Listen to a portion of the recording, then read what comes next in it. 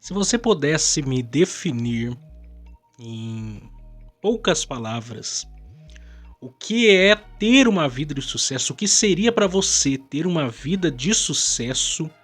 O que você me responderia? O que estaria talvez no topo da sua lista? Não, fazendo isso aqui, eu seria uma pessoa de sucesso. Ou priorizando aquilo ali, eu seria uma pessoa de sucesso. Ou uma pessoa de sucesso é aquela que vive assim, assim, assado. Como você poderia me dizer a respeito desse tema? Quando eu olho para Romanos capítulo 15, versos de número 14 a 33, o apóstolo Paulo, na sua consideração final da sua carta, da sua longa carta aos Romanos, ele nos dá alguns parâmetros, alguns princípios, nos dá um norte sobre o que é ter uma vida de sucesso. E é isso que eu quero pensar com vocês hoje. Dar para vocês aí um norte, dar para vocês aí um fio da meada para vocês terem uma vida de sucesso conforme aquilo que Paulo tinha em sua vida, seu ministério e sua história, sua biografia, e que impactou não só a sua vida e a igreja daqueles dias, mas até os dias de hoje reverberam para nós. Então, não saiam daí. Agora. Mais uma edição do programa Palavra Viva. Pela rádio web Palavra Viva e pelo canal do YouTube Palavra Viva. Com vocês, Miqueias Alves. Muito bem, graças a Deus, nós estamos aí iniciando mais um programa Palavra Viva. É sempre uma alegria estar juntamente com vocês todos os dias aí, meditando na Palavra de Deus. E eu fico muito feliz, realmente. Estamos aí também caminhando para o fim da nossa série de exposições da Carta de Paulo aos Romanos. Nós que estamos aí numa trajetória, essa é a 97ª mensagem. Veja bem, 97 mensagens nesse livro tão precioso, que poderia dar muito mais mensagens, porque Romanos é uma fonte inesgotável. Tem muito mais para nós aprendermos, e eu quero desafiar inclusive você a estudar. Pega um livro inteiro da Bíblia, estude ele, medite ele, verso a verso, capítulo a capítulo. Eu tenho certeza que você será impactado com a palavra de Deus, os ensinamentos da palavra de Deus aplicado à nossa vida, à nossa maneira de viver. É algo especial e poderoso, porque a palavra de Deus é quem nos ajuda, quem nos transforma, que traz luz para nossas vidas. E eu fico feliz por vocês que estão aí nos acompanhando já nesses meses que estamos meditando em Romanos, estarem chegando também juntamente comigo aqui no capítulo 15 e buscando compreender aquilo que Deus tem para nós à luz da sua palavra. Então, sem perca de tempo, se inscreva aqui no nosso canal. Você fazendo isso, você ajuda o nosso canal a avançar. Estamos aí quase chegando a 200 inscritos e eu quero muito que você que ainda não é inscrito se inscreva aqui no nosso canal e nos ajude a chegar a essa marca tão abençoadora, tão importante aí, chegar aí nos 200 inscritos, para muito mais que eu creio que Deus tem para nós. E também deixa aí o seu joinha, compartilha esse conteúdo com o maior número de pessoas possíveis, para que a palavra de Deus possa chegar no coração das pessoas, fazer efeito e vidas serem transformadas pelo poder do Evangelho do nosso Senhor Jesus Cristo. Então, faça isso, você estará sendo abençoado e nos abençoando com certeza. Também, se você não baixou o aplicativo da nossa rádio, baixe aqui o aplicativo da nossa rádio, o link está aqui na descrição. Você pode acessar aí, temos um conteúdo abençoador lá 24 horas por dia. E ao meio-dia, às 21 horas, o nosso programa lá, como também o meu canal, o canal Miqueias Alves. Vocês podem estar lá observando nossos podcasts. Saiu segunda-feira aí nossa nova série de podcasts aí falando sobre evangelhos que Paulo jamais pregaria. E começamos a falar sobre o evangelho do entretenimento. O evangelho do entretenimento. Então vá lá conferir a conversa que eu tive com o nosso irmão, amigo Daniel Silva. Ontem eu coloquei um trecho aqui para vocês. Vocês podem acompanhar inteiro, o link também estará aqui na descrição desse vídeo. Mas sem perca de tempo, então, vamos partir aí para os nossos patrocinadores. Inclusive, se você quiser ser um patrocinador do nosso programa, você pode entrar em contato com a gente. Tem aí o número, sempre tem sido repetido aí o número do nosso contato. Se você quiser fazer uma oferta voluntária, ou se você tiver algum comércio, alguma empresa, eu quero ter uma parceria, divulgar, faça isso, você estará sendo abençoado e nós estaremos sendo abençoados para poder continuar falando do amor de Deus, para que mais pessoas sejam transformadas. Então, nos ajude aí se você assim puder. Mas vamos ouvir os nossos patrocinadores e nós voltamos já já. Se você deseja nos ajudar a patrocinar esse programa de rádio, anunciando a sua empresa ou nos dando uma oferta voluntária, entre em contato com a gente pelo WhatsApp 12 99192 5941. 12 99192 5941. 12 99192 5941 ou nos envie uma oferta pelo Pix 12 99192 5941 12 99192 5941 12 99192 5941.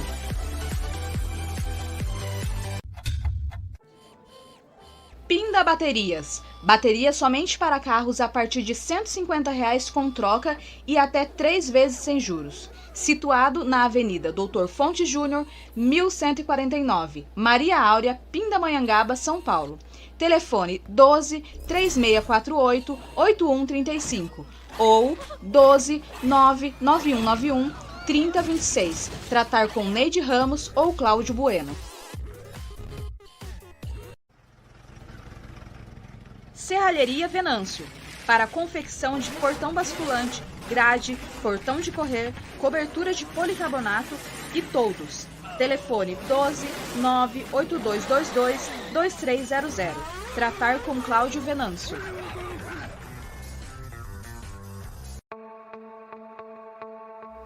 Mercearia Betel. Atenção lancheiros, produzimos o melhor pão de hambúrguer da cidade. Situado na Rua Bulgária, 355, Pazim, Pindamonhangaba, São Paulo. Telefone 12 98896 3701. Tratar com Wesley. Muito bem, graças a Deus. Estamos aqui mais uma vez para pensar aí na carta do apóstolo Paulo aos Romanos. Essa será a penúltima mensagem dessa longa série que nós fizemos aqui, expondo a carta de Paulo aos Romanos. Eu estou realmente muito feliz e grato a Deus por esse tempo que nós tivemos meditando na palavra de Deus. Você pode acessar aí todas essas mensagens, vai ficar aí salvas no nosso canal, todas essas mensagens, desde a primeira até a última, e você pode maratonar, compartilhar com outras pessoas. Eu tenho certeza que muitas pessoas serão alcançadas pelo poder da palavra de Deus. E se tudo der certo, a partir de segunda-feira, nós iremos começar aí uma nova série de mensagens que eu estarei divulgando mais para o final de semana. Então fiquem ligados aí no nosso programa. Muito bem, nós estamos aí em Romanos capítulo 15. Vamos hoje meditar dos versos 14 a 33. Eu vou fazendo a leitura conforme nós formos avançando, tendo em vista aí que é um longo texto, nós precisamos entender. O que acontece? Romanos 15 aí, dos versos 14 a capítulo 16, verso de número 27, compõe aí a última sessão de comentários dessa abrangente e majestosa epístola. E depois de Paulo nos apresentar aí o Evangelho de Jesus Cristo, do capítulo 1, verso 1 ao capítulo 11, verso de número 36, e fazer aí a sua exortação prática dos capítulo 12, verso 1 a 15, verso 13, ele passa agora para a sua conclusão. E como de costume, o apóstolo ele traz os seus planos de viagem, como nós vamos ver aí no capítulo 15, versos 14 a 29, como os seus pedidos de oração, capítulo 15, versos 30 a 32. E os seus votos de paz, capítulo 15, verso de número 33. E ele vai começar também a agradecer. Ele vai aí agradecer os seus colaboradores, entrando já no capítulo 16, a partir do verso 1 ao 16. Dar as suas advertências finais, capítulo 16, 17 a 20. Suas saudações aos amigos, capítulo 16, 21 a 23. E a sua doxologia, capítulo 16, verso 25 a 27. Então o apóstolo dos gentios aí, diferente de tudo que ele já tratou até agora, ele vai abrir o seu coração para nós, ele vai contar sobre as suas experiências e vai falar para nós dos seus planos, do seu desejo para os dias futuros. E isso é o que nos dá base para entender o que é ter uma vida de sucesso, porque a partir da perspectiva de Paulo nós conseguimos entender o que ele entendia como ser uma pessoa de sucesso, como viver por essa perspectiva, não pelo sucesso, pelas perspectivas humanas, né, dos ideais humanos, mas viver uma vida de sucesso pela perspectiva do Evangelho do nosso Senhor Jesus Cristo. Ainda George Wilson diz que, antes de concluir a carta, Paulo ele deseja esclarecer que não escreveu à Igreja de Roma porque achasse que os crentes lá fossem defeituosos em sua experiência cristã ou deficientes em seu conhecimento da verdade divina. Ele, com muito tato, observa que o objetivo da sua carta não é ensinar-lhes nenhuma doutrina nova, mas sim de os lembrar da verdade que já possuíam. Então, ele não conhecia essa igreja, a Igreja de Roma, pessoalmente, mas ele a amava como se já a conhecesse, né? Por isso, nós podemos aqui pontuar, pensar algumas coisas aqui no que ele vai dizer nas suas considerações finais sobre ter uma vida de sucesso. Ter uma vida de sucesso. Então, vamos pontuar aqui. Número 1. Os princípios para uma vida de sucesso. Os princípios para uma vida de sucesso. O verso 14, capítulo 15, verso 14, na NVI, nos diz assim: Meus irmãos, eu mesmo estou convencido de que vocês estão cheios de bondade, plenamente instruídos, sendo capazes de aconselhar-se uns aos outros. Uns aos outros.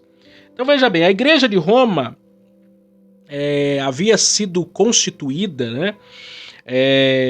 Possivelmente, como nós falamos lá na introdução, por cristãos convertidos no dia de Pentecostes, né?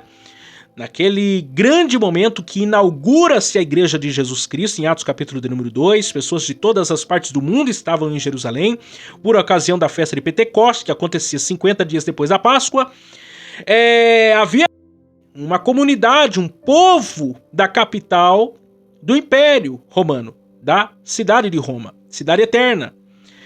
E muitos judeus convertidos voltaram para lá, entendendo o Evangelho de Jesus Cristo, e ali começaram uma igreja. Então, essa igreja, a despeito de não ter sido fundada por nenhum apóstolo, ao contrário do que pensa a Igreja Católica, esses irmãos plantaram uma igreja muito eficaz, muito poderosa, vibrante na capital do Império, de tal modo que Paulo vai elogiar essa igreja por causa disso. Veja bem, 3 pontos então aqui se destacam. Primeiro, a boa fama. Então, esse é um primeiro princípio aí para uma vida de sucesso. É a boa fama. Os crentes de Roma, veja bem, não eram conhecidos por Paulo pessoalmente, mas a fama deles era conhecida por todas as pessoas em todas as partes do mundo. Até porque o comércio de Roma era muito forte, era muito grande.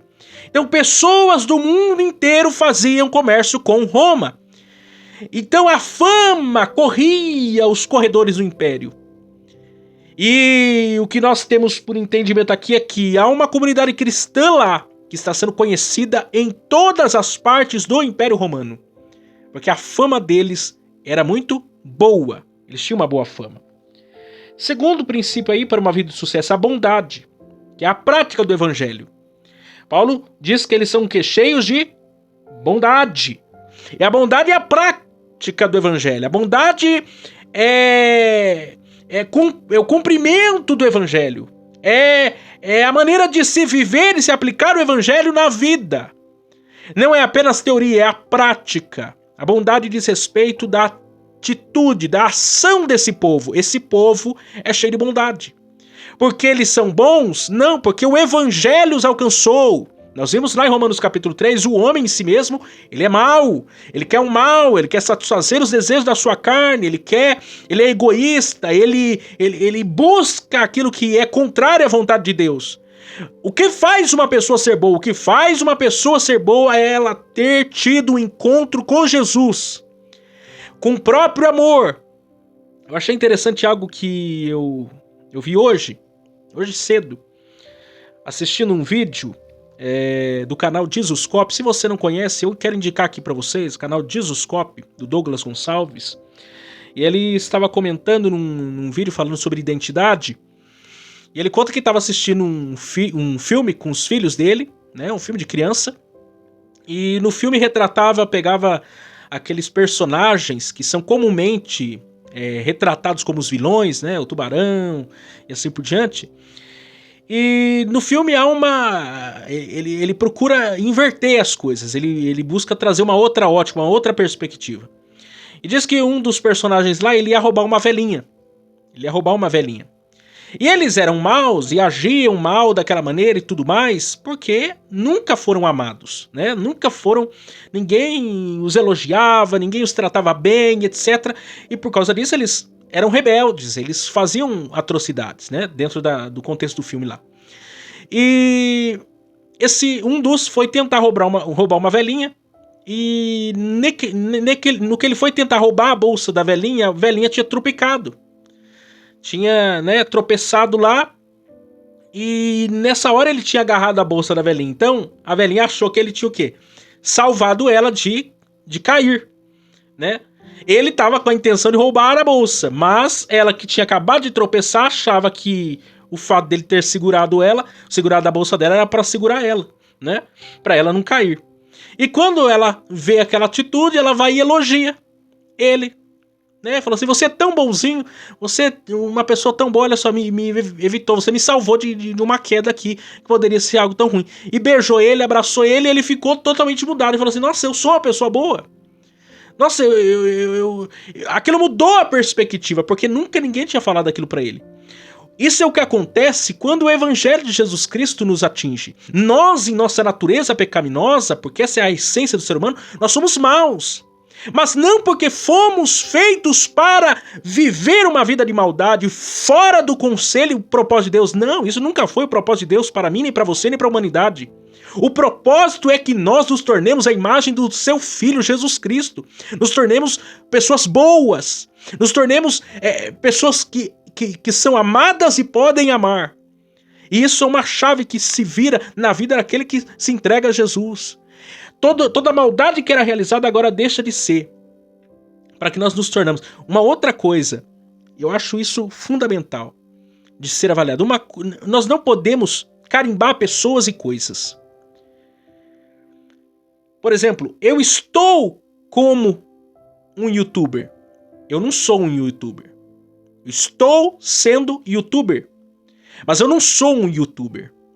Eu não posso definir. Eu posso amanhã depois parar de gravar vídeos aqui ou de ter programa de rádio. Amanhã depois isso pode acabar. Quer dizer, eu estou sendo isso hoje. Eu estou realizando essa atividade hoje. Mas o que eu sou de fato é o quê? Filho de Deus. A minha verdadeira identidade é ser filho de Deus. Por isso que quando a gente vê uma pessoa lá, o ladrão, ele não é ladrão. Ele está sendo ladrão. Você olha para o assassino, ele não é assassino, ele está sendo assassino. Ele está realizando algo que o define naquele contexto, mas aquilo pode ser mudado. A vida dele pode ser transformada. E aquilo pode ser apagado, e uma nova história pode ser escrita. Porque nós não podemos pegar situações que nos acontecem ou momentos que estamos vivendo e usar isso como a nossa identidade. Não, isso não pode ser a nossa identidade. A nossa identidade é ser filho de Deus. Paulo começa a sua carta ainda falando assim: eu sou o quê? Servo. E servo lá é a palavra doulos, escravo. E com qual intenção ele está dizendo isso? Eu sirvo a esse Deus, eu escolhi servir a esse Deus. Ele me comprou, ele me resgatou. Porque escravo, ou você é de Cristo ou você é do pecado.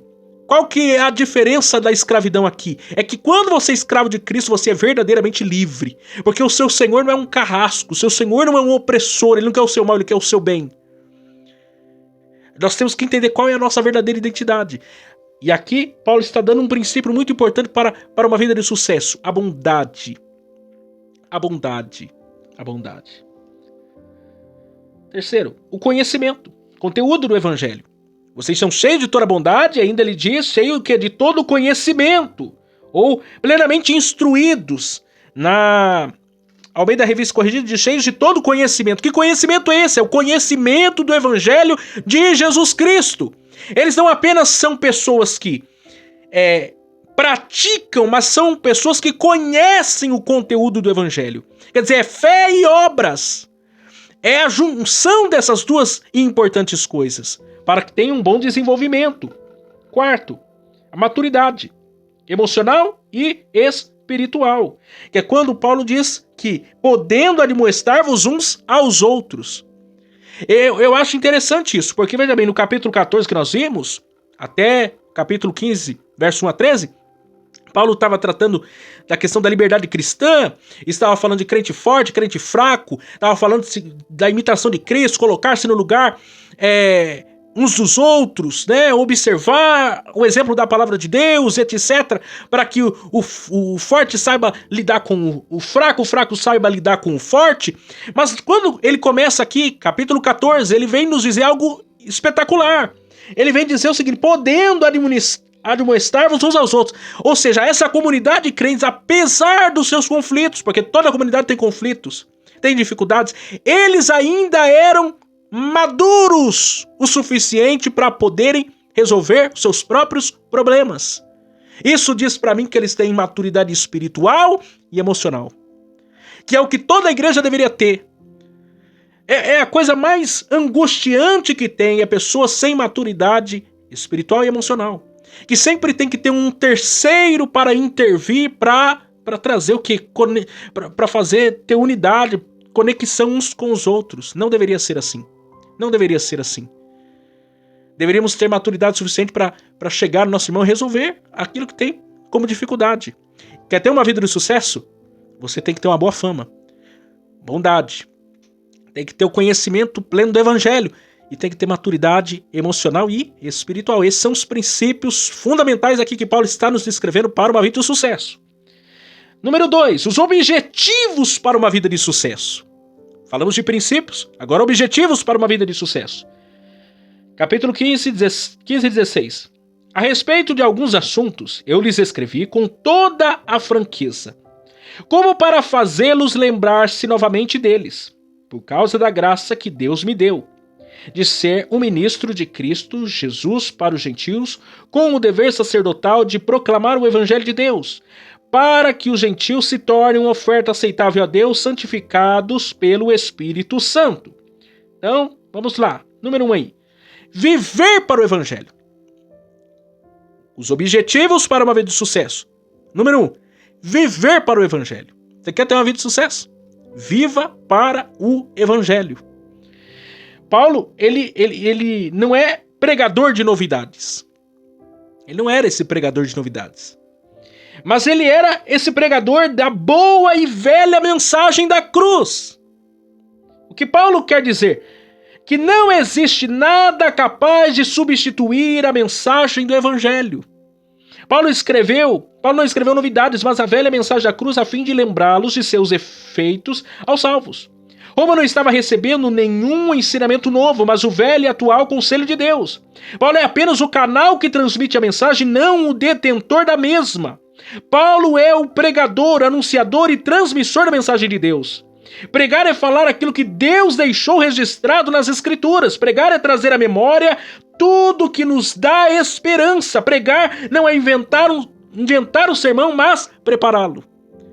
Paulo está nos dando uma lição aqui importante para uma vida de sucesso: viver para o Evangelho.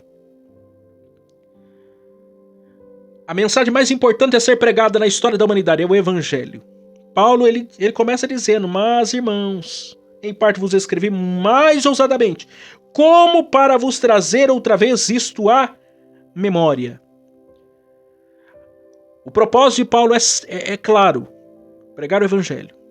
Ele tem uma mensagem, ele tem um propósito. Ele não está a fim de hoje fazer uma coisa, daqui a pouco mudar de ideia. Não. O fio condutor da sua vida é proclamar o Evangelho, é viver para o Evangelho, é semear o Evangelho, é repetir e repetir e repetir a mesma mensagem até que ela entre nos corações. Segundo, viver para o chamado. Paulo sabia que ele sabia para o que ele havia sido chamado. Paulo não teve crise de meia-idade. Pois ele não tinha pretensão alguma de mudar de objetivos na metade da carreira. Paulo escreveu, pois era o representante responsável com o aval dos céus para apresentar aos gentios a Deus como oferta sacrificada. John Stott escreve que Paulo considera sua obra missionária como sendo um ministério sacerdotal, porque ele é capaz de oferecer os seus convertidos gentios como sacrifício vivo a Deus. Embora os gentios fossem rigorosamente excluídos do templo de Jerusalém e não lhes fosse permitido de forma alguma participar do ofertório de seu sacrifício, agora por intermédio do Evangelho, eles mesmos passam a ser uma oferta sagrada e aceitável a Deus. Paulo, que conhecia muito bem o Antigo Testamento, considerava seu ministério como de um sacerdote do Antigo Testamento. Deus, na Antiga Aliança, havia designado a tribo dos levitas a esse importante ministério, o ministério de levar o povo a Deus em santidade e devoção sincera. Ou seja, o apóstolo Paulo, a partir disso, olha para o seu chamado e vê as marcas do verdadeiro sacerdócio, não por delegação humana, mas por delegação de Deus. Paulo, ele vivia para o seu chamado. Qual que era o chamado do apóstolo Paulo? Ele foi chamado a pregar para os gentios. Ele tinha um foco muito claro: pregar aos gentios. Lá no início do seu ministério, eu falei isso lá no começo das primeiras mensagens que ministramos sobre a carta de Paulo aos Romanos. Paulo havia achado no começo do seu ministério que ele havia sido chamado para pregar para os judeus. Porque ele era um fariseu, porque ele era hebreu de hebreu, porque ele era um cara poliglota, porque ele era um cara preparado. Ele achava: o meu lugar é falar e pregar para os judeus. Mas aí Ananias vai lá na casa dele, ou vai lá na rua chamada direita. Ele estava cego e diz para ele: eu te chamei para pregar para os gentios. Você foi chamado para os gentios. Não foi chamado para pregar para os judeus, você foi chamado para pregar para os gentios. E Paulo levava tão a sério isso, que é o texto que diz assim: pela graça que por Deus me foi dada, que eu seja ministro de Jesus Cristo entre os gentios. Ministrando o Evangelho de Deus para que seja agradável a oferta dos gentios, santificada pelo Espírito Santo. Ou seja, ele considerava que o trabalho dele para os gentios era como oferta sendo entregue para Deus, a qual ele se desgastava para que essa oferta fosse entregue santificada. Isso mostra a responsabilidade do seu chamado e do propósito de Deus para a sua vida, para com aquelas pessoas. É o chamado de todos nós. Você quer ter sucesso na vida, você tem que ter muito claro para o que você foi chamado. Quais são os propósitos de Deus para a sua vida? Uma vida de sucesso diz respeito ao que você faz todos os dias, com excelência, cada vez melhor para a glória de Deus. Porque aquilo que nós fazemos está atingindo pessoas. É o que Paulo está vivendo aqui. Ele está vivendo o seu propósito, vivendo o seu chamado. Terceiro, viver para a glória de Deus. Paulo sabia que o seu chamado tinha efeito imediato e imediato. Havia uma responsabilidade em seus ombros que ele não poderia mudar. O ministério de Paulo era sério, maduro e cristocêntrico. Os holofortes destes séculos estão sempre apontados para o eu humano, mas na cabeça de Paulo, os holofortes devem estar apontados para Cristo. Quando Deus chama seus ministros para o exercício do ministério, Ele está desejando que os seus ministros diminuam para que Cristo cresça. O ministério não é lugar para vaidade, arrogância e prepotência, mas a responsabilidade que está posta em nossos ombros é muito pesada. O objetivo claro do apóstolo Paulo é o quê? A glória de Deus. De modo que ele compôs um hino de louvor e adoração em Romanos 11, 33 a 36, ó, com profundidade da riqueza, tanto da sabedoria como da ciência de Deus. Quão insondáveis são os seus juízos, quão inescrutáveis são os seus caminhos. Quem lhe deu primeiro para que ele seja recompensado? O que dele? Por ele, para ele são todas as coisas, glória pois a ele eternamente. Amém! Tudo é dele, tudo é por ele, tudo é para ele. Paulo tinha claro isso na sua mente. Nós temos que ter objetivos claros. Quer ter sucesso na vida? Tem um objetivo claro. Tudo que você faz para a glória de Deus. Eu gosto de um texto sempre que eu falo desse assunto, porque esse texto precisa ser memorizado. Colossenses, capítulo 3, verso 17. E quanto fizerdes por palavras ou por obras, fazei tudo em nome do Senhor Jesus, dando por ele graças a Deus Pai. Veja bem, tudo. Quanto fizerdes por palavras ou por obras, fazei tudo em nome do Senhor Jesus. Tem como roubar em nome de Jesus para a glória de Deus Pai? Tem como matar em nome de Jesus para a glória de Deus Pai? Tem como dar calote nos outros em nome de Jesus para a glória de Deus Pai? Tem como? Não tem como. Você quer saber se você está fazendo algo corretamente? Faça essa pergunta. Tem como fazer isso que eu estou fazendo para a glória de Deus? Em nome de Jesus? Tem como eu fazer? Se não tem, meu amigo. Se a resposta não for essa, se você estiver fazendo uma coisa que não dá para fazer em nome de Jesus, não dá para matar em nome de Jesus, não dá para roubar em nome de Jesus, não dá para adulterar em nome de Jesus e para a glória de Deus, saiba que você não está fazendo algo para a glória de Deus. Agora, se você estiver fazendo algo que você pode fazer em nome de Jesus e para a glória de Deus Pai, você está fazendo algo para a glória de Deus. Terceiro, os meios para uma vida de sucesso. Falamos dos princípios, falamos dos objetivos, agora vamos falar dos meios para uma vida de sucesso. Capítulo 15, 17 a 19. Portanto, eu me glorio em Cristo Jesus, em meu serviço a Deus. Não me atrevo a falar de nada, exceto daquilo que Cristo realizou por meu intermédio, em palavra e ação, a fim de levar os gentios a obedecerem a Deus, pelo poder de sinais e maravilhas por meio do poder do Espírito de Deus. Então veja bem, a pregação de Paulo aos gentios foi acompanhada de poder do Espírito Santo, com sinais, prodígios e maravilhas. Paulo se gloria em Deus, não em si mesmo. Deus capacitou Paulo para pregar o evangelho de Jesus Cristo de tal forma que por onde ele passava, as marcas desse prodigioso trabalho eram deixadas para trás. Será que os sinais, prodígios e maravilhas ainda são para hoje? Sim, por que não seria? O mesmo Cristo pregado por Paulo há 2000 anos atrás é pregado hoje. Dessa forma, através do poder do Espírito de Deus, ainda hoje, Deus pode fazer coisas, grandes coisas através dos seus servos. Porque esse tema é, às vezes, tão controverso entre os cristãos. Uma possível resposta a essa pergunta pode ser achado no próprio texto acima.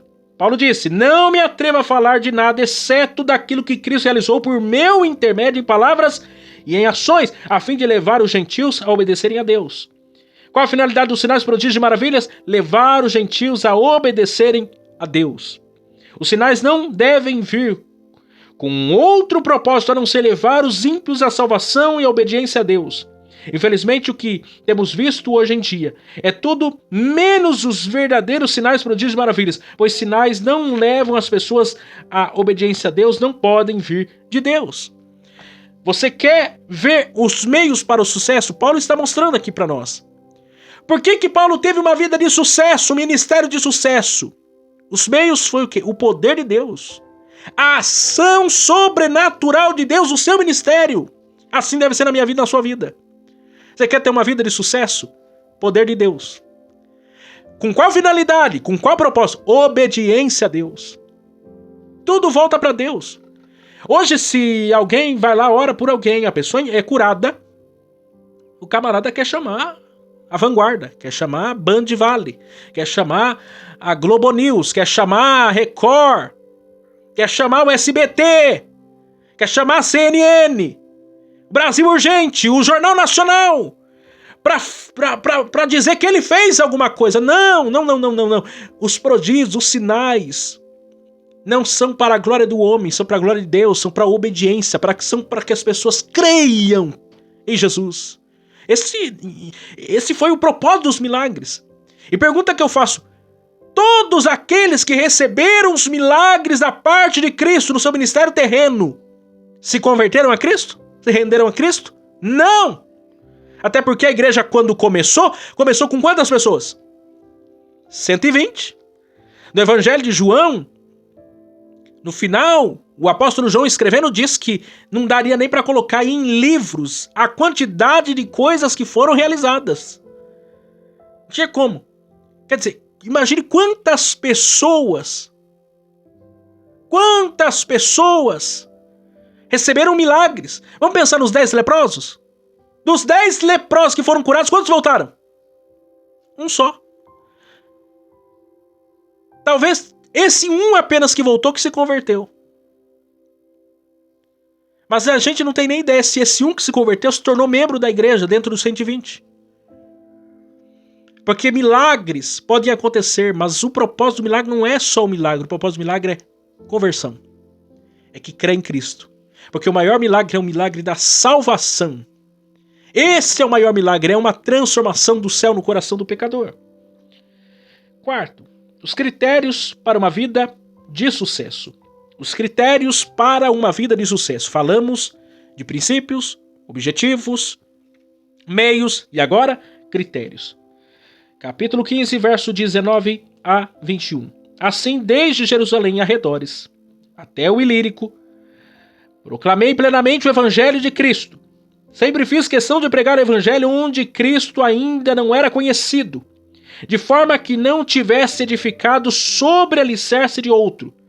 Mas antes, como está escrito, hão de vê-lo aqueles que não tinham ouvido falar dele, e o entenderão aqueles que o haviam escutado. Qual que é o ponto central aqui? Ser útil na hora certa, no lugar certo e para os fins certos. Ser útil na hora certa, no lugar certo, para os fins certos. Paulo queria ser útil onde realmente importava e não aonde já havia outros trabalhando. O apóstolo Paulo foi pioneiro nas missões internacionais de seu tempo. De Atos 9, onde se dá a sua conversão, até a escrita de Romanos, no final da sua terceira viagem missionária, em Atos 20, passaram-se aproximadamente 20 a 21 anos. Sem contar que o período das 3 viagens missionárias foram em apenas 6 anos, provavelmente, pouco mais do que isso. Ou seja, cerca de 16 igrejas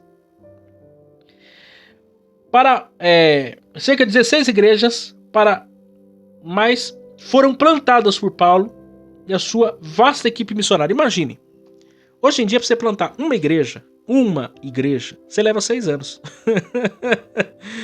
O apóstolo Paulo, sem internet, sem rádio, sem televisão, sem muitos recursos, sem carro, sem jato, sem avião, sem nada disso aí, ele plantou mais de 16 igrejas, em lugares diferentes, de Jerusalém até o Ilírico.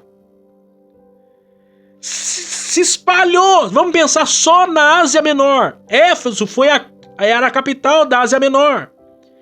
Dali saíram 7 igrejas, são as 7 igrejas listadas lá na Ásia, né? 7 cartas do Apocalipse, mas ainda tem lá Colossos e Herápolis. São 9 igrejas plantadas só na Ásia Menor. Imagine, o apóstolo Paulo, ele tinha clareza sobre o que ele estava fazendo, ele tinha critérios. Eu acho isso interessante, porque, veja bem, ele não gostava de plantar igrejas aonde já houvesse igrejas. Não, ele queria ir aonde ninguém tinha ido ainda. Eu fico observando hoje em dia o povo com essa visão de plantação de igreja. O povo não tem critério. eu vou ter critério. Isso serve para todas as áreas da nossa vida. Falta nos critério. A gente tem que ter critério. Por que eu vou fazer isso aqui, se já tem outro fazendo? Por que eu vou investir nesse lugar, nesse território, se tá todo mundo fazendo ali? Num bairro tem 10 igrejas, 10 congregações, e a igreja católica ainda. Aí você fala assim, mas pra que eu vou plantar uma igreja naquela igreja, naquele bairro? Aí planta uma igreja naquele bairro, na pior rua, no final da rua, não tem acesso, não tem nada, a igreja está escondida. Se achar a igreja, já é um mistério. Se o pecador precisar achar aquela igreja, ele já não vai achar. Ele vai na primeira que ele vê. Aí compra terreno, porque o terreno barato é aquele mais escondido mesmo. Não, quer plantar uma igreja? Procura o bairro que não tem igreja nenhuma. Quer plantar uma igreja? Procura plantar uma igreja num lugar visível no meio do bairro. De preferência, no meio do bairro. No lugar de fácil acesso, num corredor que liga outros bairros. Num lugar que todo mundo vai passar por ali e dizer, ali tem uma igreja. Você já teve a experiência aí, você ir em algum lugar, você perguntar, você sabe onde é a igreja tal? Eu já tive essa experiência, às vezes eu vou pregar em outros lugares. Chego num determinado bairro, e aí você pergunta pro morador ali do bairro, assim, você conhece a igreja tal? Sabe o que acontece? O morador não sabe te responder. Ele fica até confuso, olha, tem uma igreja assim, assim, assado, em tal lugar, numa rua escondida tal, desse jeito. É essa? Eu assim, não sei, meu amigo. Se você que mora aqui não sabe, imagina eu que tô vindo de fora. Isso é pra você ver como que a gente tá errando em coisas simples. E o apóstolo Paulo já tava acertando isso aqui, ó, faz muito tempo. Critérios. Vou enviar missionário. Pra onde eu vou enviar missionário? Aonde tá faltando missionários? É pra lá que eu vou mandar. Faz sentido eu ficar investindo em missões em lugares onde tem um monte de gente trabalhando. Não, se tem gente trabalhando, investe, patrocina quem já tá fazendo e semeando lá. Agora, investe aonde não tem ninguém. É onde não tem ninguém que você tem que ir. Paulo era desbravador. Paulo queria ir para onde ninguém queria ir. Critérios. Quinto lugar. Os projetos para uma vida de sucesso. Versos 22 a 29. É por isso que muitas vezes fui impedido de chegar até vocês. Mas agora, não havendo nessas regiões nenhum lugar em que precise trabalhar, isso aqui é interessante. Veja bem, visto que agora, nessas regiões, não tem mais nada para fazer. Tem gente que quer fazer missões lá no outro lado do planeta. Quer realizar um monte de coisa lá do outro lado do mundo. E no quintal dele, na casa dele, na cidade dele, ele não quer fazer. Tem um monte de coisa para fazer onde você tá aí, meu irmão. Tem um monte de coisa aí. Se desgaste aonde você está para depois Deus te enviar para onde você precisa, para onde falta. Mas agora, não havendo nessas regiões nenhum lugar em que precise trabalhar, e visto que há muitos anos anseio vê-los, planejo fazê-lo quando for à Espanha. Espero visitá-los de passagem e dar-lhes a oportunidade de me ajudar em viagem para lá. Depois de ter desfrutado um pouco da companhia de vocês. Agora, porém, estou de partida para Jerusalém, a serviço dos santos, pois a Macedônia e a Acaia tiveram a alegria de contribuir para os pobres entre os santos de Jerusalém. Eles tiveram prazer nisso, e de fato não são devedores a eles. Pois se os gentios participaram das bênçãos espirituais dos judeus, devem também servir aos judeus com seus bens materiais. Assim, depois de completar essa tarefa, de ter a certeza de que eles receberam esse fruto, irei à Espanha e visitarei vocês de passagem. Sei que quando for visitá-los, irei na plenitude da bênção de Cristo. Então veja bem, ele tem alguns projetos aqui, ele tem alguns sonhos aqui a realizar. Primeiro, letra A, sonhos, projetos e expectativas. Paulo queria muito ir a Roma, mas havia algumas dificuldades que o impediram. Mas seu desejo de ir vê-los era legítimo. Porque Paulo havia sido impedido de ir a Roma por causa do seu vasto trabalho evangelístico, de Jerusalém até o Ilírico. Perceba que Paulo era muito ocupado em seu ministério de pregação, evangelização e viagens. Contudo, quando ele escreve essa carta, sua agenda está em processo. Por isso, como alguém que administra seu tempo, Paulo coloca Roma em seu itinerário. Entretanto, Roma não é seu alvo último, mas seu quarto de hotel, que antecipa a sua viagem para a Espanha. Em outras palavras, Paulo não tinha por objetivo ou propósito se instalar em Roma, ficar lá, porque ela já tinha uma igreja estabelecida. Ele queria que a igreja de Roma fosse uma patrocinadora do seu ministério para que ele pudesse ir para a Espanha, que era considerado o fim do mundo naqueles dias. Ou seja, esse é um primeiro objetivo, é um primeiro projeto de Paulo. Ele está definindo planos a curto, médio e longo prazo. Porque, veja bem, ele está dizendo, eu vou ali em Jerusalém resolver uma situação ali, depois eu vou aí ficar com vocês, vou trabalhar com vocês, vou estar junto com vocês. Mas eu não vou ficar, não. Eu vou para a Espanha. Veja bem, quantos eram os planos? E você que leu o livro de Atos dos Apóstolos, você sabe que Paulo chegou em Roma, mas chegou em Roma na plenitude do tempo de Deus. Ele foi preso em Jerusalém, ele ficou preso em Cesareia, aconteceu um monte de coisa, sofreu um naufrágio em Malta. E chegou em Roma preso e algemado. Mas ele chegou no centro da vontade de Deus, do tempo de Deus. E conseguiu fazer, e ainda alguns que acreditam que ele tenha, sim, chegado à Espanha. Entre o intervalo da sua primeira e segunda prisão em Roma. Segundo, planejamento de curto, médio e longo prazo. Paulo tinha projetos a curto, médio e longo prazo. Jerusalém, curto prazo. Roma, médio prazo. Espanha, longo prazo. Meu amigo, se eu perguntar pra você, se você é uma pessoa de sucesso aí, quais são seus planos? Fala aí pra mim. Vamos ser sinceros aqui. Já me ouviu até agora? Como tá a sua vida aí? Quais são seus planos? Você tá vivendo a vida do Zeca Pagodinho? Deixa a vida me levar, a vida leva eu. Deixa a vida me levar, a vida leva eu. Como que tá a sua vida aí, meu amigo?